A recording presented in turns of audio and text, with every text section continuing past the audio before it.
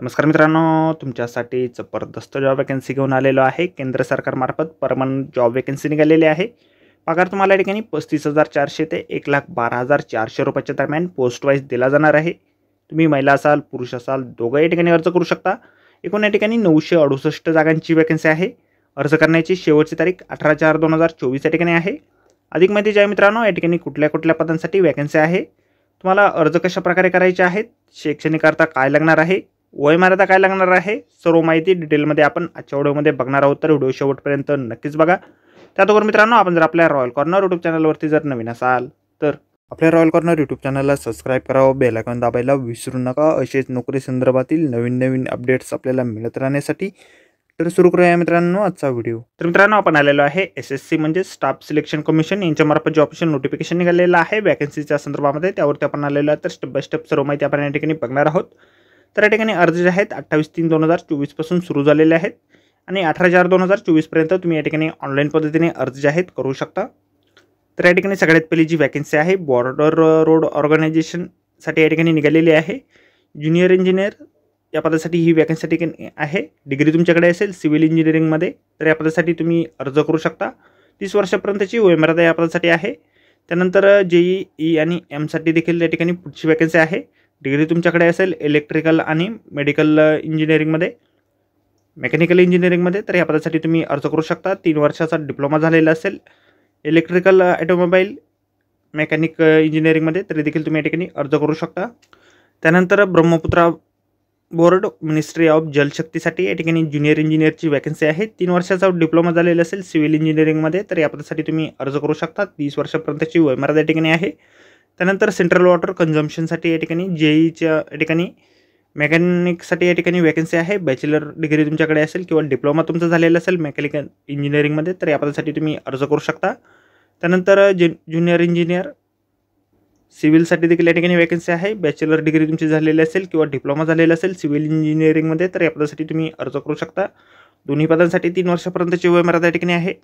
त्यानंतर central public works department या पदासाठी ज्युनियर इंजिनियर इलेक्ट्रिकल आणि ज्युनियर इंजिनियर सिव्हिलसाठी या ठिकाणी वॅकन्सी आहे। तुमचा डिप्लोमा झालेला असेल संबंधित ट्रेडमध्ये किंवा तुमच्याकडे या ठिकाणी डिग्री असेल तर या ठिकाणी तुम्ही अर्ज करू शकता। पहिल्या पदासाठी 32 वर्षापर्यंतची वयमर्यादा या ठिकाणी आहे।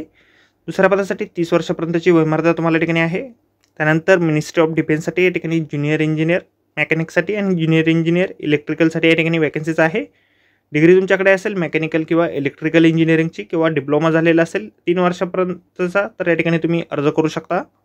त्यानंतर मिनिस्ट्री ऑफ जलशक्तीसाठीच या ठिकाणी इलेक्ट्रिकल आणि सिव्हिलसाठी या ठिकाणी वॅकन्सीज आहे। या ठिकाणी देखील तुमच्याकडे डिप्लोमा किंवा डिग्री या ठिकाणी असणं आवश्यक आहे। 30 वर्षाची वयमर्यादा या ठिकाणी आहे। त्यानंतर मिलिटरी इंजिनिअरिंग सर्व्हिससाठी म्हणजेच मेससाठी या ठिकाणी तुमच्याकडे डिग्री असेल सिव्हिल इंजिनिअरिंगमध्ये तर या ठिकाणी तुम्ही अर्ज करू शकता। 3 वर्षाचा डिप्लोमा झालेला असेल सिव्हिलमध्ये तरी देखील तुम्ही या ठिकाणी अर्ज करू शकता। 30 वर्षापर्यंतची वयमर्यादा या ठिकाणी आहे। त्यानंतर नॅशनल टेक्निकल रिसर्च ऑर्गनायझेशन यामार्फत देखील या ठिकाणी वॅकन्सीज आहे।